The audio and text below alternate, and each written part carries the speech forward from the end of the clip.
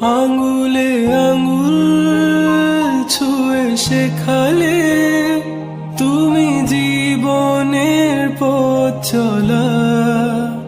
নিজে না খেয়ে তুমি খাওয়ালে, শেখালে কথা বলা। বাবা তুমি আমার যত খুশির কারণ, বলো তোমার মতো করবে কে শাসন।